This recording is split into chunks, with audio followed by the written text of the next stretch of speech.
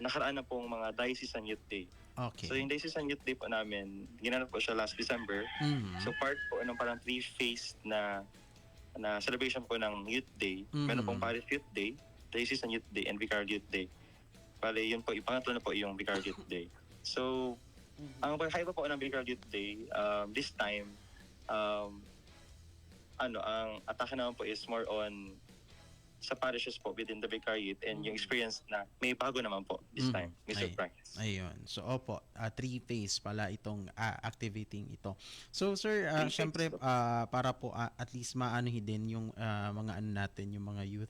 Sa tingin nyo po, sir, gaano ba kaimportante itong aktibidad na ito? Me po, as a youth leader, importante po siya para po mas bigyan po natin ng platform ang ating mga youth, lalo na po sa church, mga youth ministers po sa church na yun po, magtipon-tipon, magninay-nilay, at yun po, makinig po sa mga sharing at mga ano po, para kahit paano, ayun po, magkaroon ng reflection sa kada isa. And also to start the year right. Yun po. Yes, This is, opo. of course. So, yung ano po, yung advantage nito para po sa mga youth. Opo. Advantage naman po para sa mga youth, of course, sa program, more on ano po siya, hindi lang po siya sa kasayahan, kundi ano din po siya, meron din po siyang deepening. May processing din po siya. So team building, kakaroon po siya ng processing after, and of course sa mga sharing, meron po siyang laging processing end. Ayun po, para po sa ating mga youth. Na-anchored po sa turo ng Simbahan, sa Word of God.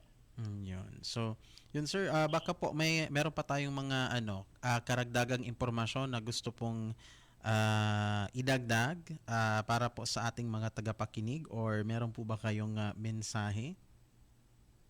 Sige po.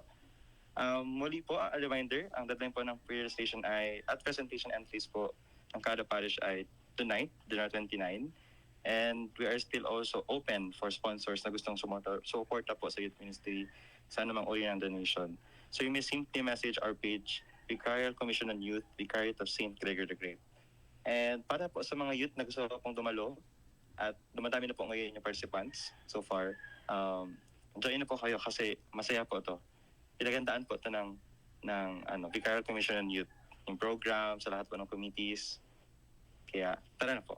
Muli po, namin inaanyahan ang lahat ng kabataan na makiisa sa amin this Saturday to celebrate and share our faith.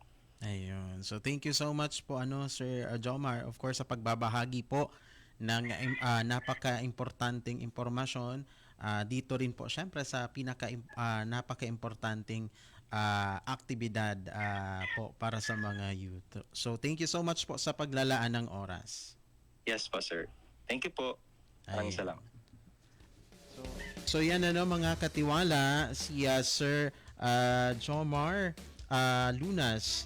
So siya po ang activity head nitong Vicarial Youth Day. So gagawin po yan sa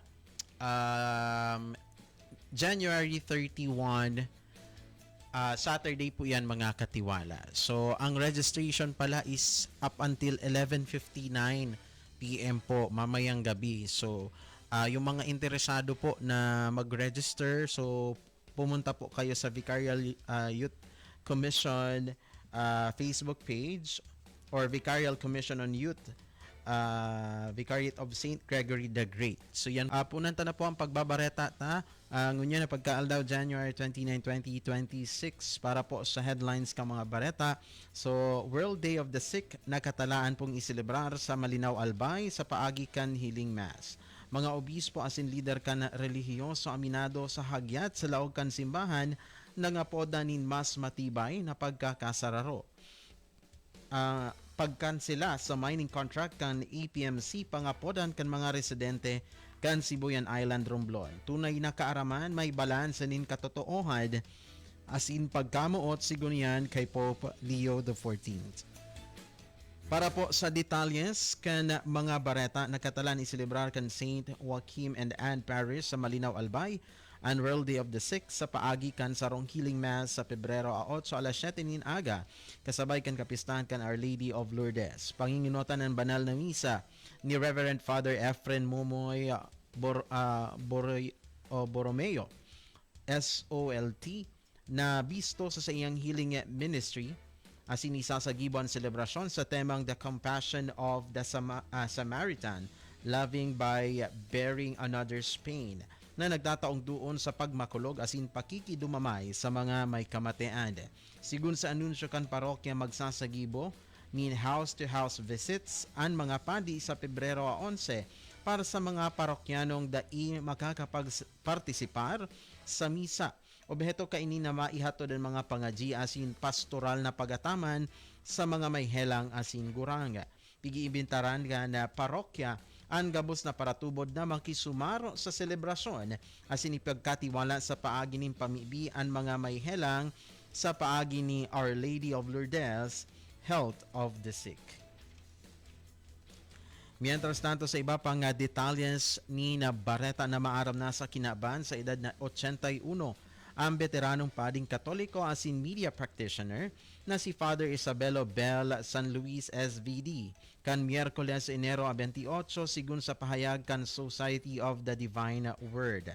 Sa sarong social media post ipigladawan kang SVD si Father San Luis bilang sarong piel na lingkod ni Diyos asin kan sa iyang banwaan. Bilang pagbisto sa iyang habang buhay na pagsiserbi sa simbahan, urog na sa lado kang Catholic media.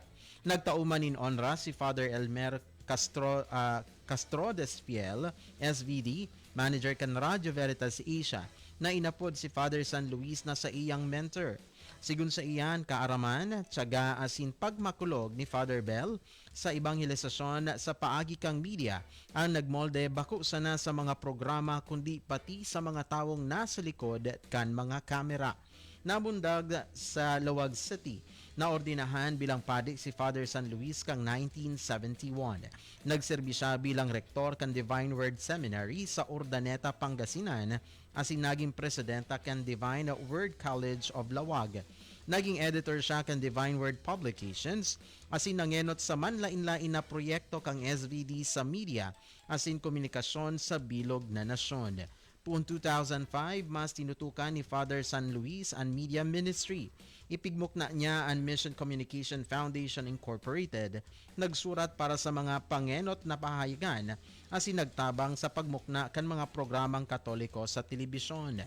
Winalat ni Father Bell San Luis ang sarong pamananin pagtubod asin serbisyo, urog na sa paggamit kan media bilang kasangkapan kan ebanghelisasyon. 4 na minuto bago mag alas 3 ni na pagkahapon para sa detalyes kan iba pang mga bareta.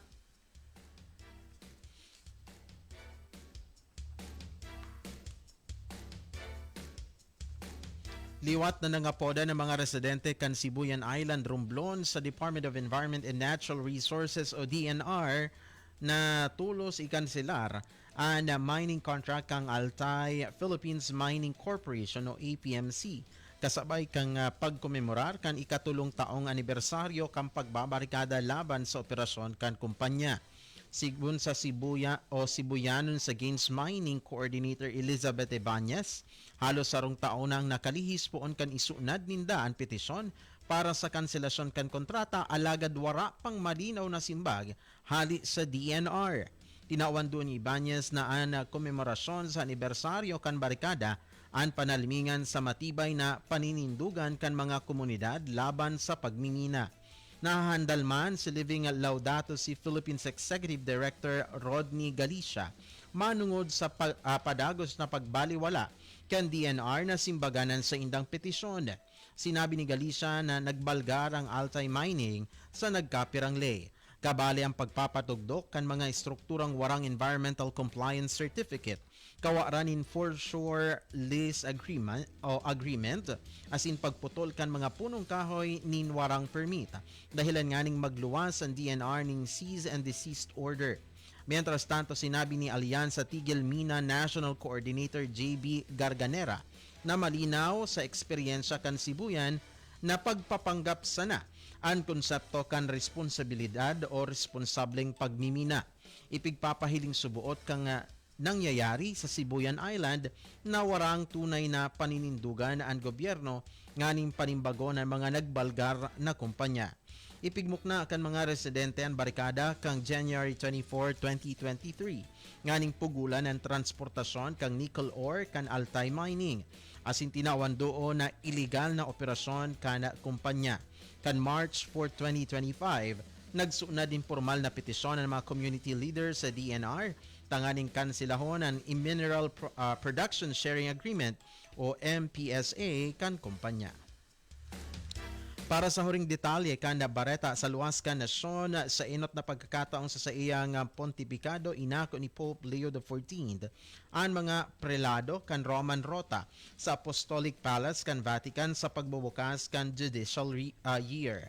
Sa okasyon tinawan doon kan Santo Papa na ang tunay na hustisya ang nangangaipuhanin balanseng mahigot pagabot sa katotoohan asin hera kan pagkamuot o charity. Sa iyang pagbati sinabi ni Archbishop Alejandro Arellano din kan Roman Rota ang pinakahalangkaw na affiliate tribunal kan simbahang Katolika na ang kada desisyong panghukuman ang dapat magpahiling nin pagalang sa ley, kabanalan kang hustisya asin pagmakulog sa tao na pigigiyahan kan pagtubod na only God is before our eyes. Paliwanag man ni Pope Leo na ang salang pagsabot sa herakan pwedeng magdulot ng pagbaliwala sa objective truth. Urog na sa mga kasong may kinaaraman sa pagpapawarang bisa kan kasala. Patanid man niya ang malipot asin bulag na pagpapautob ni na katotoohan na daipig ko konsiderar ang herak asin paggalang sa kapwa. Tinawan doon kan Santo Papa ang katotoohan ang dapat pirming isabuhay sa pagkamuot nin hulita ang charity ang nagbubusol sa tunay na hustisya. Pinagirumdum niya na maging fellow workers in the truth asin magserbinin may halangkaw na integridad, kakayahang profesionalismo asin pagmakulog sa mga paratubod na nagdudulok sa mga hukuman kan simbahan. Oras sa mga katiwala, eksaktong 3:00 na ning pagkahapon. So yan po ang kabilugan kan detalyas ni na mga bareta digdi po sa programang Baretang Simbahan Plus. Sa pangarap po kang bilog na persa kang Radyo Veritas Ligaspi. Nakasabay ta po sa Lado Technical si katiwalang Kuya Romy Osia. And of course ako po ang sa indong regular anchor sa programa katiwalang Ray Sibiliano. Diyos mamalos po and God bless sa Bicolandia.